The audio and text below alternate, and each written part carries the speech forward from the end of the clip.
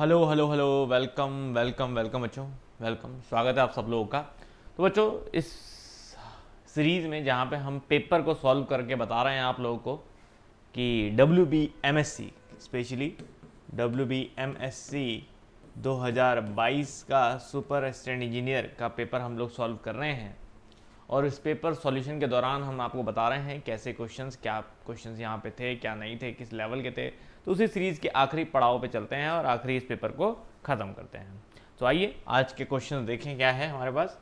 पहला question, railway lines are welded by. तो बड़ा स्ट्रेट फॉरवर्ड क्वेश्चन है बच्चों ये कि railway lines are welded by. तो आप सबको पता है कि रेलवे ट्रैक्स को वेल्ड करने के लिए हम जो टेक्निक का प्रयोग करते हैं, जो कि हमारी ऑन साइट करनी पड़ती है, क्योंकि रेलवे ट्रैक्स को आप ला नहीं सकते कहीं और जो है वो फिट फिनिश नहीं कर सकते, आपको वहीं का वहीं ऑन साइट पे जो है वेल्ड करना पड़ता है। तो उसका तरीका वही होता है, एक वेल्ड पूल बनाते हैं, ठीक है ना, एक कास्ट बनाते हैं, कास्ट करके एक वेल्ड पूल तैयार होता है और वहाँ पे मोल्टन मिक्सचर डाला और एक मिक्सचर डाला जाता है जिसको हम थर्मिट मिक्सचर कहते हैं। उस थर्मिट मिक्सचर को मिलाते हैं और उसके बाद उसे हीट अप करते हैं, ठीक है, इग्नाइट करते हैं, जिससे कि मेटल जो होता है हमारा आयरन ओर वो मेल्ट होता है और मेल्ट होकर इसके ऊपर कास्ट हो जाता है। तो इस तरह से जो है वो रेलवे लाइंस वेल्ड की जाती हैं। उसको वेल्डिंग को हम थर्मिट वेल्डिंग कहते हैं, जो कि बहुत ज़्यादा यूज़ होती है इस काम के लिए। क्लियर है। नेक्स्ट आते हैं the commonly use flux in brazing. तो बहुत कॉमन क्वेश्चन है बच्चों कि फ्लक्स जो है वो ब्रेजिंग में कौन सा फ्लक्स जो है यूज़ किया जाता है। Boron carbide, ammonium borosilicate, sodium chloride या सोडियम टेट्रा डी डेकाहाइड्रेट। तो कॉमन है क्योंकि कॉमनली यूज फ्लक्स वगैरह आपको चाहे वो आपके ब्रेजिंग हो या आपके सोल्डरिंग हो, इन सब में ही आपने देखा होगा कि आपको ये पूछा जाता ही है, ठीक है ना। तो इसलिए जब भी ध्यान रखें, बहुत कॉमन है। और सोडियम टेट्रा बोरेट जो है हम लोग एज आ यूज़ करते हैं, जो कि आपने कई जगह पे देखा होगा, कॉमनली यूज फ्लक्स, और ये पेपर में आया भी है, ठीक है ना। इसको हम लोग बोरैक्स भी कहते हैं। तो जनरली ऐसे नहीं लिखा होता, तो बोरैक्स भी लिखा होता, बोरैक्स, ठीक है। बोरैक्स भी आप लोगों ने देखा होगा कि बोरैक्स ऑप्शन में बहुत बार आता है, तो ज़्यादातर बच्चों को बोरैक्स ही ध्यान रहता है, ठीक है ना। तो अब ऐसे याद रख लें या फिर पूरा ये याद रख लें कि अगर केमिकल नेम आया तो उसको कैसे बोलना है, सोडियम टेट्राबोरेट डेका हाइड्रेट, बल्कि उसमें डेका भी लिखा रहता है डब्बे में उसके। क्लियर है। नेक्स्ट क्वेश्चन पे आते हैं, the composition of soft solder is. अब देखो इसमें पेपर में अच्छी बात यह है बच्चों की लगभग सिलेबस के मैं देख रहा हूँ हर टॉपिक को छू ही रखा है उन्होंने, कि अगर ब्रेजिंग दे दिया तो सोल्डरिंग भी दे दिया आपको, ठीक है ना। तो यहाँ पे आपको पूछा जाता है composition of soft solder is, soft solder की कंपोजिशन क्या है। तो सबको पता है बच्चों लेड और टीन ही कंपोजिशन होती है, लेकिन उसमें परसेंटेज उसने पूछा हुआ है, तो परसेंटेज ध्यान रखिएगा, 63% टिन और 37% जो है वो आपका लेड। क्लियर है। In rolling operation the difference between initial metal thickness and final metal thickness is called. क्या कह रहा है, in rolling operation the difference between initial metal thickness and final metal thickness. तो भैया रोलिंग में क्या बोलते हैं हम लोग यहाँ पे इसे, द डिफरेंस बिटवीन इनिशियल। तो सिंपल है बच्चों, अगर हम लोग बोल रहे हैं डिफरेंस बिटवीन इनिशियल थिकनेस तो फाइनल थिकनेस, तो अगर आप देखोगे रोलिंग में तो दैट इज कॉल्ड ड्राफ्ट, इसको हम बोलते हैं ड्राफ्ट। ये अच्छा क्वेश्चन है वैसे, क्योंकि इजी है, बेसिक है, लेकिन फिर भी कई बार ध्यान छूट जाता है। तो that is called draft. But इसको आप आंसर तब भी कर सकते थे एलिमिनेशन के ऑप्शन से, मतलब अगर हम बाकी ऑप्शन को हटाते तब भी इसका आंसर हम कर सकते थे। The operation of removing the burr और flash from the forged parts in drop forging is known as. तो बच्चों हमारा वो ऑपरेशन क्या कहलाता है जिसमें हम बर और फ्लैश को रिमूव करते हैं हमारे किसी भी फोर्ज पार्ट से in drop forging is known as. तो ये भी बेसिक क्वेश्चन है, क्यों, क्योंकि यहाँ पे भी आप बाकी के ऑप्शन हटाओगे तो ऑटोमेटिकली जो है वो आपको आंसर मिल जाता है। प्लीज़ बताएं बच्चों। तो अब देखिए यहाँ पे ट्रिमिंग है, ट्री पैनिंग है, ग्राइंडिंग है और फैटलिंग है। अब आपको इतना तो पता ही है कि यहाँ पे जो बिल्कुल नहीं हो सकता वो क्या है, वो है ग्राइंडिंग, ठीक है। ग्राइंडिंग यहाँ पे बिल्कुल नहीं होता है। दूसरा क्या है, यहाँ पे अगर देखें तो जो ट्री पैनिंग है, ट्री पैनिंग भी यहाँ पे नहीं होता है, ट्री पैनिंग का भी कोई रोल नहीं है यहाँ पे। आपने देखे होंगे जनरली फॉर्जिंग में जो ऑपरेशंस का जिक्र होता भी है वो क्या होता है। फॉर्जिंग में अगर हम बात करते भी हैं, आपको याद होगा किसी भी फॉर्जिंग में तो कौन कौन से ऑपरेशंस हम लोग बात करते हैं। हम बात करते हैं स्वैगिंग की, है ना। ये ऑपरेशन याद रखिएगा बच्चों, फॉर्जिंग के ऑपरेशंस के ऊपर हमेशा क्वेश्चन आता है। परफोरेटिंग की, है ना, पढ़ा होगा आपने। फेटलिंग की, ठीक है ना, फेटलिंग की। और दूसरा होता है आपका फेटलिंग, और एक लास्ट होता है आपका दैट इज कॉल्ड ट्रिमिंग। अब यहाँ पे देखिए आपके दो ऑप्शन तो यहाँ है, तो मतलब आंसर इन्हीं दोनों में से होना चाहिए, बाकी सब हटा दो, ट्रिमिंग एंड फेटलिंग। अब आपको पता होना चाहिए फेटलिंग में क्या करते हैं और ट्रिमिंग में क्या करते हैं, ठीक है ना।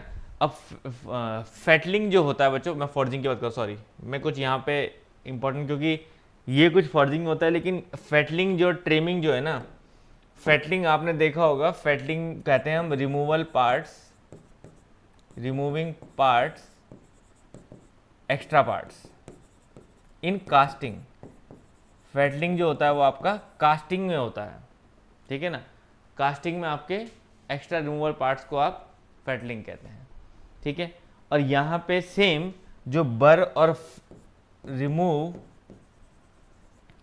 बर और फ्लश की जब हम बात करते हैं तो वो ट्रिमिंग कहलाता है जब हम फॉर्जिंग में बात करते हैं, ठीक है ना।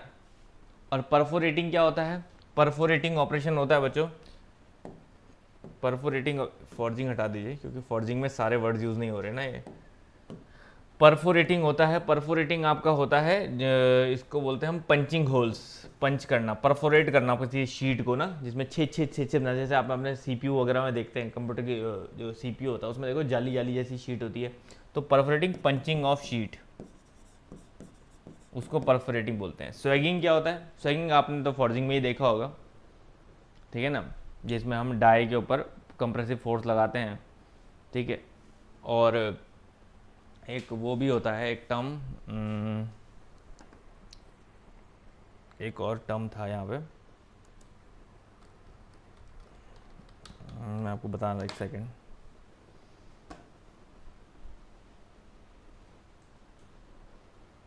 एक और टर्म था जो पेपर में आया था, ट्रम्बलिंग आया था शायद, ट्रम्बलिंग, वो भी आपको पता है फिनिशिंग के लिए होता है, जिसमें छोटे छोटे छोटे एब्रेसिव मटेरियल के साथ ट्रम्बल किया जाता है, ठीक है। अब ऐसे ट्री पैनिंग है, ट्री पैनिंग है, ट्री पैनिंग में हम क्या करते हैं, ट्री पैनिंग क्या होता है, ट्री पैनिंग आप लोगों ने देखा है जो है जिसमें हमारा होल क्रिएट होता है, लेकिन किस तरह से, आपने देखोगे एक टूल होता है हमारा, जैसे शीट होती है ना, एक टूल होता है इस टाइप से, इस टाइप से, और ये टूल जो है ये ऐसे रोटेट होता है और ये आसपास के एरिया को कट करता है, ठीक है ना, ये ऐसे ऐसे एरिया को कट करता है और वहाँ से होल जो है वो क्रिएट होता है, उसको ट्री पैनिंग बोलते हैं, देखा आपने, ठीक है। कोई लार्ज होल क्रिएट करते हैं हम by cutting the circular groove, हम सर्कुलर ग्रूव कट करते हैं ऐसे टूल के से और वो पंच होल हो जाता है, तो कोई पंचिंग करने की जरूरत नहीं पड़ती, ये कट करते हैं अपने आप वो होल क्रिएट हो जाता है, ठीक है ना, तो उसको हम ट्री पैनिंग बोलते हैं।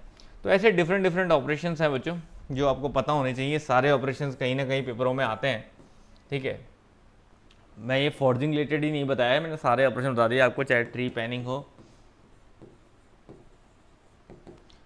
Creating large holes by cutting, ठीक है। सेकंड मैंने बताया dies by impact force, impact force के थ्रू डाई में कंप्रेस करके, दैट इज कॉल्ड सेगिंग। तो ये कुछ ऑपरेशंस है हमारे, ठीक है, that is not related to forging only है, डिफरेंट डिफरेंट ऑपरेशंस है जो मैंने बता दिया आपको सारे। तो आंसर यहाँ पे जो रहेगा वो आपका ट्रिमिंग रहेगा फॉर्जिंग के लिए। Master pattern generally have, master pattern generally have, जो बच्चों मास्टर पैटर्न होता है हमारा, ठीक है ना, उसमें हमारे जो श्रिंकेज अलायंस होता है वो कितना होता है।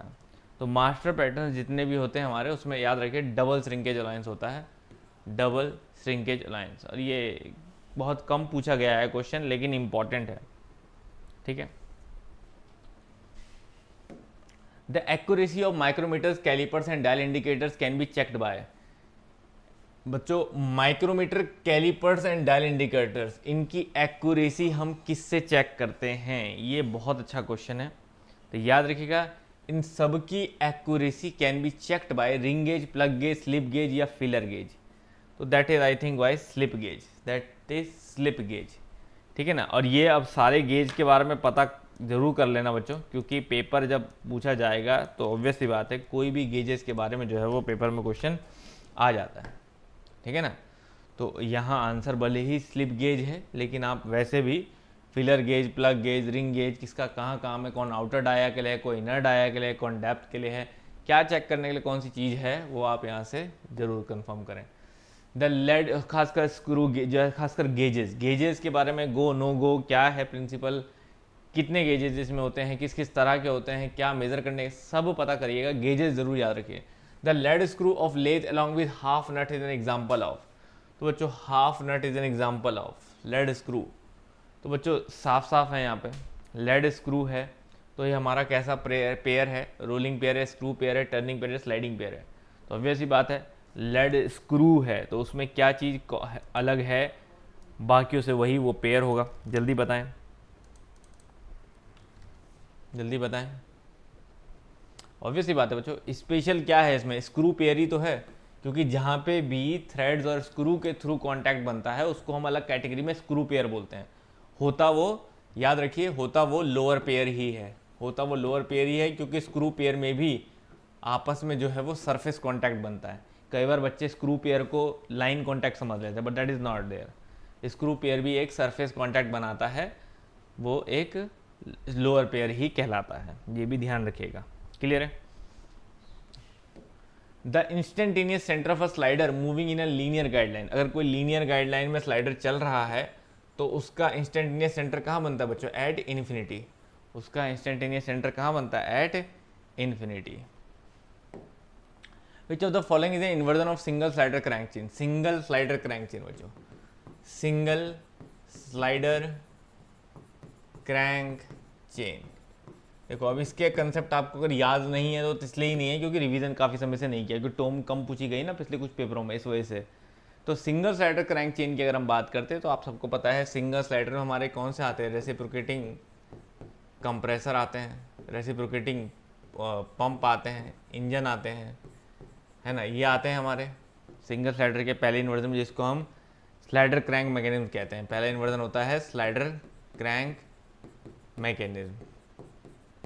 दूसरा आता है, दूसरा कौन सा आता है, that is called crank and slotted lever, crank and slotted lever quick return motion mechanism. तीसरा आता है विटवर्थ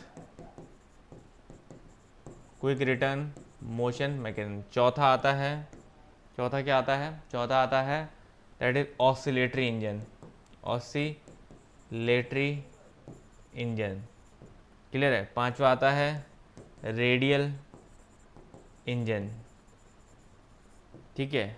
और सिक्स आता है हैंड पंप या और बुल इंजन भी कहते हैं। ये हैं कई सारे इन्वर्जन मशीन जो हम लिस्ट से बनाते हैं। एलिप्टिकल ट्रैमल जो है वो डबल स्लाइडर का है, हैंड पंप जो है वो सिंगल स्लाइडर का है, स्कोच योग जो है वो डबल स्लाइडर का है, ओल्डम्स कपलिंग जो है वो डबल स्लाइडर का है, ठीक है बच्चों। तो यहाँ पे अगर हम देखेंगे तो B is the correct answer.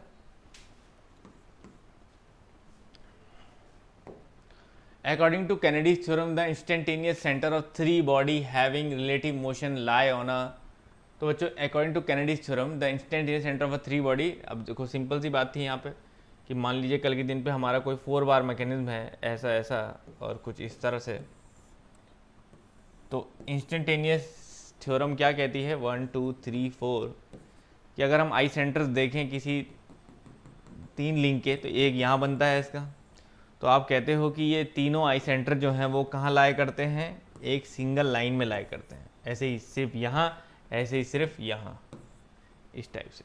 तो 3 बॉडी बोला ना उन्होंने, 3 बॉडी देखो 1 2 3, तो 3 अगर 1 2 3 3 अगर लिंक की देखोगे आप तो एक सिंगल लाइन में इसके आई सेंटर जो है वो लाया करते हैं, दैट इज ना straight line. B will be the correct answer.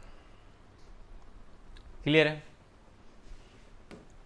In a kinematic pair, when the elements have surface contact while in motion, it is a surface contact है तो it is a lower pair, it is a lower pair.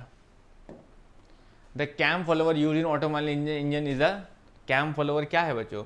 The cam follower used in automobile. अच्छा, कौन सा cam follower जो है वो automobile engine में use किया जाता है? अब ऑटोमोबाइल इंजन में आप सबको पता है बच्चों, सबसे कॉमन कौन सा यूज़ होता है जिसमें फ्रिक्शन सबसे कम होता है? Spherical faced. स्फेरिकल फेस्ड जो है वो सबसे कॉमनली यूज़ किया जाता है। ठीक है, अब ये बहुत बेसिक टोम के क्वेश्चंस हैं। The point on the cam with the maximum pressure angle.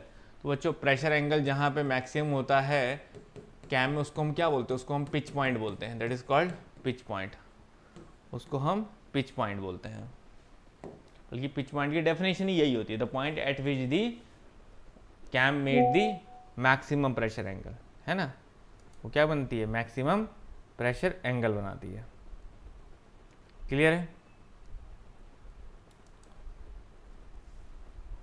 The size of a gear is usually specified by, the size of a gears is usually specified by. किसी gear का size जो है वो किससे बताया जाता है? तो सर्कुलर पिच से, आउटसाइड डाया से, पिच सर्कल डाया से, इनसाइड डाया से। तो that is called by pitch circle dia. कहाँ से बनाया जाता है? That is by pitch circle dia. Clear है? The included angle of a pulley for we belt is. तो बहुत कॉमन क्वेश्चन है बच्चों, वी बेल्ट के लिए जो है हमारा कौन सा इंक्लूडेड एंगल, कितना इंक्लूडेड एंगल जो है वो लिया जाता है? बता दीजिए फटाफट। वी बेल्ट ड्राइव के लिए हम इंक्लूडेड एंगल जो है वो किस रेंज में रखते हैं?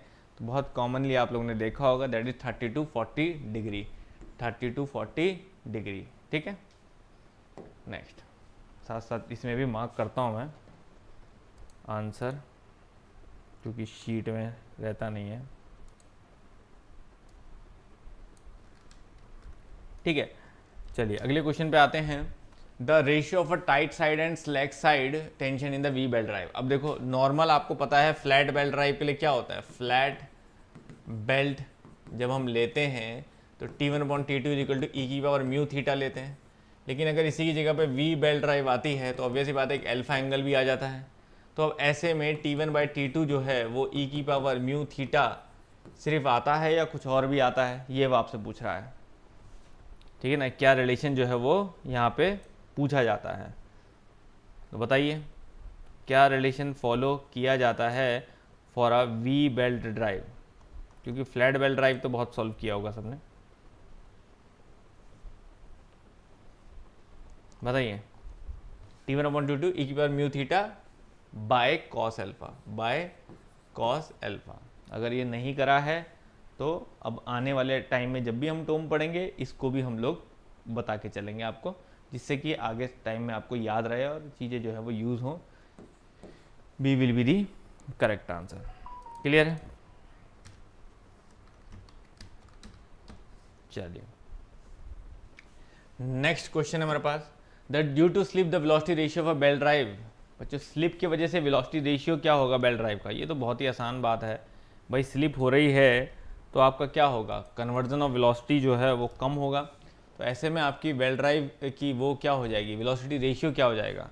तो ऑब्वियस ही बात है it will be decrease, it will be decreases. ये तो बड़ी कॉमन सी बात है। ठीक है ना, कि अगर बेल्ट ड्राइव में हमारा स्लिप बढ़ती है, ठीक है, तो उसके वजह से हमेशा जो होगा वेलोसिटी रेशियो घटेगा। ठीक है ना, मतलब जितना वेलोसिटी रेशियो से ट्रांसफ़र करना था वो नहीं कर पाएगा। यही लॉजिक है इस चीज़ के पीछे। क्लियर है? नेक्स्ट क्वेश्चन क्या है? देखिए बेल्ट ड्राइव के सब वो क्वेश्चन आ रखे हैं जो कॉमनली पूछे ही जाते हैं। The maximum power transmission, the velocity of belt is. For maximum power transmission बच्चों ये भी बता रखा है, मैक्सिमम पावर ट्रांसमिशन के लिए velocity of, maximum power transmission के लिए वेलोसिटी ऑफ बेल्ट क्या होता है? सबको पता है, दैट इज T/3m। T/3m बहुत कॉमन है ये क्वेश्चन और पता नहीं कितनी बार आ रखा है। इसमें T क्या होता है? That is the maximum tension, maximum tension in the belt. Clear है? ठीक है, और M जो है वो मास पर यूनिट लेंथ है।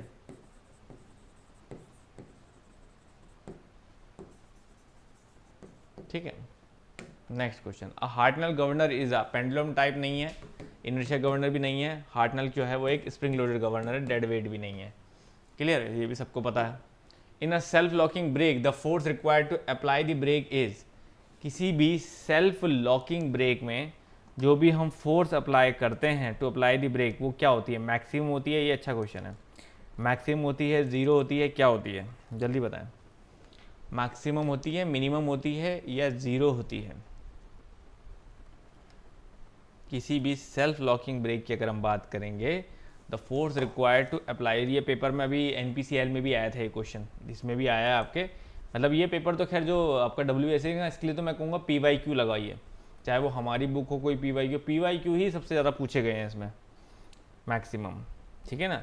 तो याद रखिएगा, in a self locking braking the force required to apply the brake is, force required to apply the brake is zero. Force require जो है ब्रेक अप्लाई करने के लिए वो ज़ीरो होता है। अब इसका पूरा कैलकुलेशन है, वैसे तो अगर आप चाहें तो इसको पूरा सॉल्व कर सकते हैं। ब्रेकिंग सिस्टम आपने पढ़ा हो, मैंने अच्छे से पढ़ा रखा है आपकी ऐप में अगर जिसने पढ़ा है तो उस अच्छे से पढ़ा होगा उसमें, तो उसमें पूरा बता रखा है मैंने ये सब कंडीशंस, क्लियर। पर इसमें से अगर आपको कोई भी लगेगा ना कि सर ये टॉपिक हमें क्लियर नहीं है, जैसे मानो ब्रेक के बारे में थोड़ा पढ़ना चाहते हो कुछ भी, तो प्लीज़ बता दीजिएगा, मैं यूट्यूब के कंसेप्चुअल सीरीज में ऐड कर दूंगा वो topic. If a rotating system dynamically balance it is statically, अच्छा अगर एक रोटेटिंग सिस्टम डायनेमिकली बैलेंस है, ये देखो ये एक थोड़ा सा अच्छा क्वेश्चन है क्योंकि ये डायरेक्ट क्वेश्चन नहीं है, थोड़ा सा कंसेप्चुअली उसे पूछा गया है, ठीक है। तो वो कह रहा है अगर कोई रोटेटिंग सिस्टम है वो अगर डायनेमिकली बैलेंस है तो क्या वो स्टैटिकली भी बैलेंस होगा, अनबैलेंस होगा, या फिर पार्शियली बैलेंस होगा, या अनअफेक्टेड होगा। अब देखो सिर्फ रोटेटिंग सिस्टम की बात हो रही है तो वो पूरी तरह से बैलेंस होगा, अगर वो डायनेमिकली बैलेंस है तो स्टैटिकली भी वो बैलेंस ही होगा, ठीक है। अगर हम सिस्टम चेंज करते कि रोटेटिंग की का स्लाइडिंग पूछते तो हम कहते कि वो पार्शियली बैलेंस्ड होगा, ठीक है ना। तो यहाँ पे सिंपल सा है कि अगर डायनेमिकली बैलेंस है तो स्टैटिकली भी बैलेंस ही होगा, क्योंकि वो एक रोटेटिंग सिस्टम है और rotating system can be 100% balance. The stress level below which a specimen can withstand cyclic stress इंडेफिनिटली without exhibiting fatigue failure is called, that is called endurance limit. बच्चों जहाँ पे फटीग की बात आ जाए, मैक्सिमम लिमिट की बात आ जाए, एंड फेलियर की, फटीग फेलियर की बात आ जाए, तो वहाँ पे हमारा that is called endurance limit. उसको हम क्या बोलते हैं, एंड्योरेंस लिमिट बोलते हैं, क्लियर है।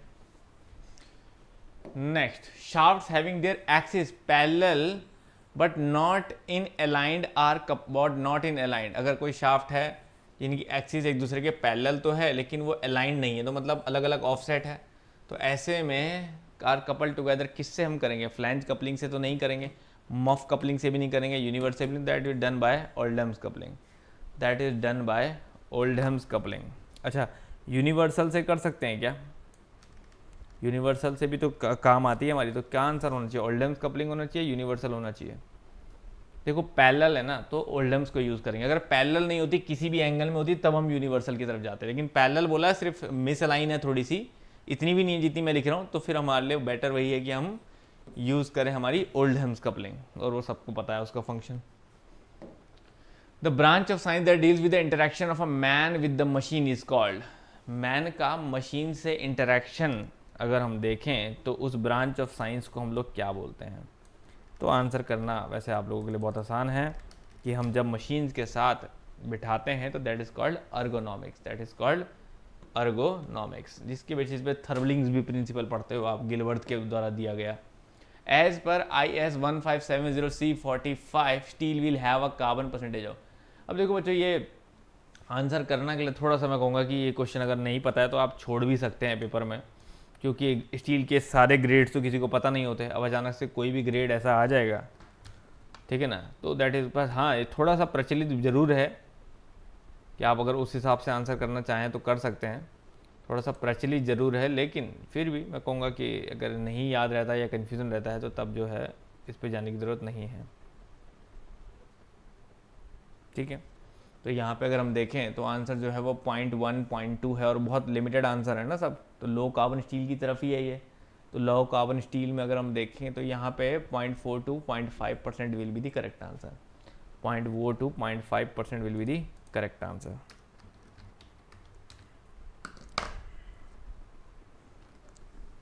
क्लियर है, चलिए।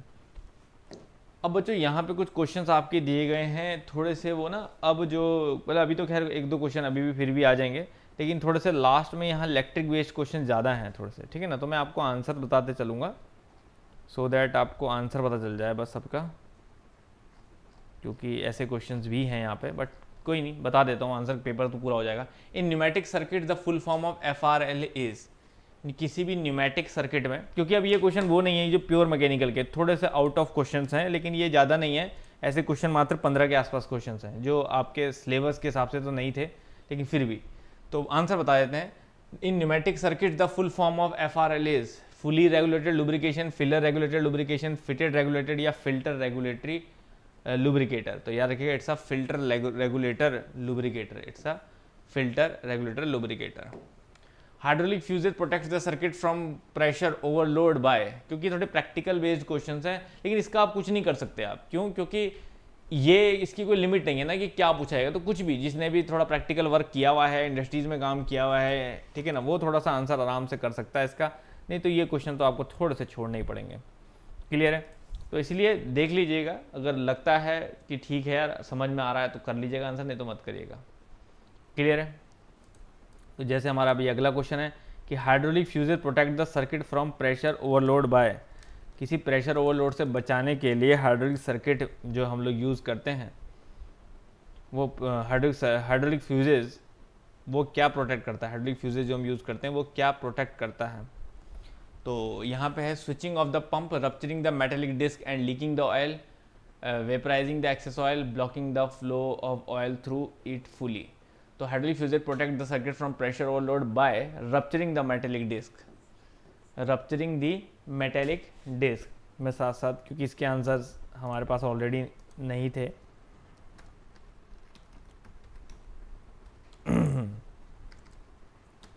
तो मैं आपको उस हिसाब से आंसर बता दे रहा हूँ,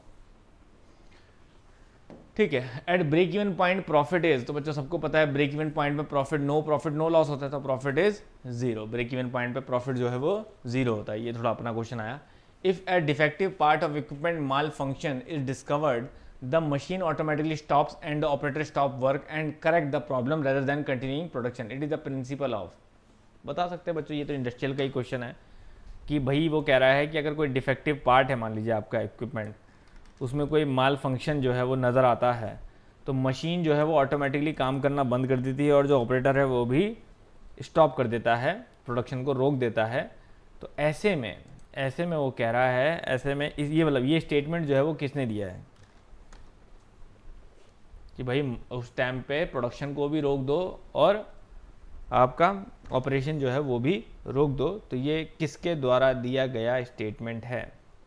तो दैट इज़, अब जनरली बच्चों ने सुना होता है यार TPM 5S, काइजन, जिडोका, तो बच्चे इसमें से जनरली काइजन को टिक कर देते हैं बहुत बार, but that is not for quality principle ना, it is the principle of a jidoka, it is the principle of a jidoka.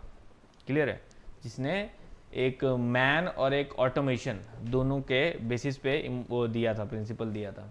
Clear है? ABC analysis based on Parkinson principle, Potter principle, Philip Kotler principle, Pareto principle. बहुत आसान बच्चों, ये तो repeated question है। तो ABC principal जो आप उसमें यूज़ करते हो एनालिसिस, किस में, इन्वेंट्री में, है ना, वैल्यूज़ के बेसिस पे, तो वो हमारा क्या होता है, वो बेस्ड ऑन होता है Pareto's principle, that is based on Pareto's principle, कि भैया जिसकी वैल्यू हाई है उसको कम रखना है।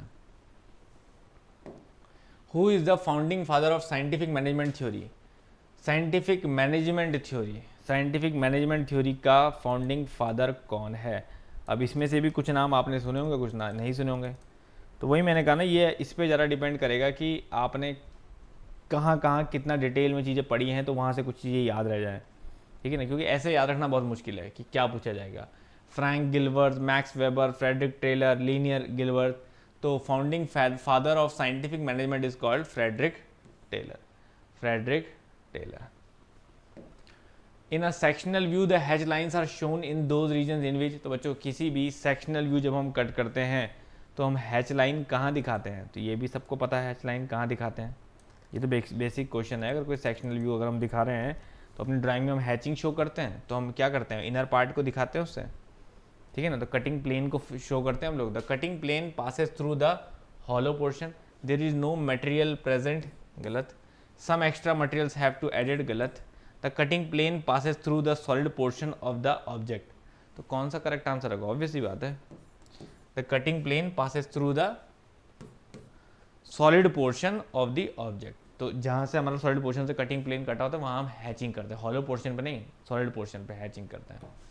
क्लियर है? तो ये ए और डी ही अच्छे ऑप्शन थे जिसमें से कंफ्यूज हो सकते थे बच्चे कि हॉलो लिखें या सॉलिड पोर्शन, क्योंकि अगर आप कुछ भी कट करोगे, मानो आपकी बेल है, ये आपकी कोई बेल है, आपने इसे यहाँ से कट किया, अब अगर ये हॉलो है, अंदर से हॉलो है, मान लीजिए अंदर से ये हॉलो है, तो इसे जब आप कट करोगे तो सेक्शन कैसा दिखाओगे? ऐसे दिखाओगे ना, यूं करके दिखाओगे, यूं करके ये कट करके सेक्शन ऐसे दिखाओगे मानो। तो आप यहाँ हैचिंग करोगे बस, हॉलो वाली जगह पे नहीं, सिर्फ सॉलिड वाले पार्ट पे जो है वो हैचिंग करोगे ऐसे करके, ठीक है ना, अंदर वाले पार्ट पे नहीं करोगे क्योंकि वो हॉलो है, समझ रहे ना?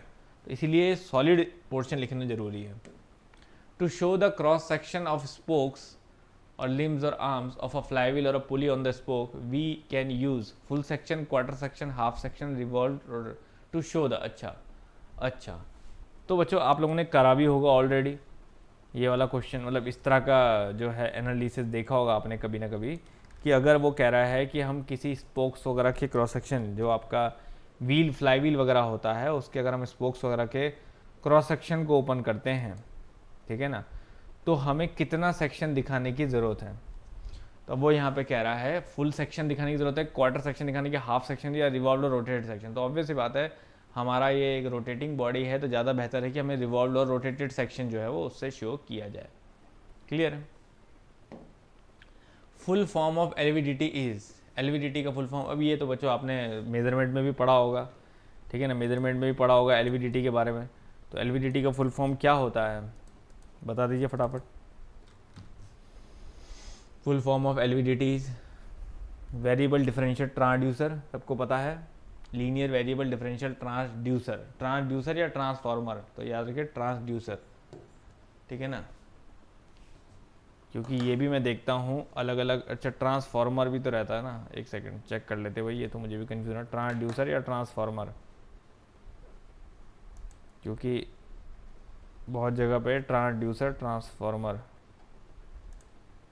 रहता है। ट्रांसड्यूसर भी देखा है मैंने और इसलिए उन्होंने दोनों ऑप्शन दे दिए, ट्रांसड्यूसर भी देखा है ट्रांसफॉर्मर, तो मेरे ख्याल से बच्चों ने शायद ट्रांसफॉर्मर को ही ज़्यादा यूज़ किया होगा, ट्रांसफॉर्मर ही होना चाहिए फिर, है ना, इसको करिएगा आंसर फिर जहाँ तक मुझे लगता है, क्योंकि मैंने तो दोनों देखे हैं लिखा हुआ कहीं ना कहीं, लीनियर वेरिएबल ट्रांसड्यूसर भी देखा है लिखा हुआ, ट्रांसफॉर्मर को यूज़ करेगा। The working principle of thermocouple is based on, तो बच्चों पता है थर्मोकपल का वर्किंग प्रिंसिपल किस पे बेस्ड होता है? सीबैक इफेक्ट पे। अजीना डायोड इज यूज्ड है, अब ये कुछ इलेक्ट्रॉनिक बेस्ड क्वेश्चन है बच्चों, बेसिक मतलब एक तरह से बेसिक मैकेनिकल क्वेश्चन मानो आप इसे, ठीक है। तो यहाँ पे वही पूछ रहा है आपसे कि a Zener diode is based on an amplifier, a voltage regulator, rectifier और multivibrator that is based on a voltage regulator. Zener diode is based on a voltage regulator. A PN junction acts as a control switch, bi-directional switch, unidirectional switch या none of the PN junction, बच्चों आपको पता है positive negative का junction बनाते हैं हम PN junction, इस पे बेस्ड सारे सेमीकंडक्टर हमारे काम करते हैं, तो this is called unidirectional switch, ठीक है ना, एक ही तरफ फ्लो होता है, this is called unidirectional switch. An ammeter is convertible to voltmeter by, an ammeter को हम वोल्ट मीटर बना सकते हैं, कहता है वो, an ammeter is convertible to voltmeter by क्या करके, तो यहाँ पे रखिए putting a large resistance in series with actual measuring part of the instrument, putting a large resistance in series अगर हम लगाएं तो हमारा एमीटर जो है वो वोल्ट मीटर की तरह कन्वर्टिबल हो सकता है। नेक्स्ट क्वेश्चन है short circuit test of a transformer help to find, तो जो हमारा शॉर्ट सर्किट टेस्ट है ट्रांसफॉर्मर का वो हमारा क्या करने में काम आता है? Copper loss at no load, iron loss calculate करने में, copper loss at any desired load या iron loss at full load, तो याद रखिएगा copper loss at any desired load, C will be the correct answer. चलिए बच्चों इसी के साथ आपका ये पेपर जो है वो कंप्लीटली पूरा होता है, ठीक है ना, इसी के साथ आपका जो पेपर जो है वो कंप्लीटली पूरा होता है यहाँ पे, ठीक है। अब आपको जो है फिलहाल करना क्या है, करना कुछ नहीं है, ये पेपर तो आपने कंप्लीट कर लिया। अब कोई नेक्स्ट पेपर हम लोग सॉल्व करेंगे जिससे आपकी स्टेट लेवल की तैयारी जो है वो और बेहतर और PSU लेवल की तैयारी जो है वो और बेहतर हो, ठीक है।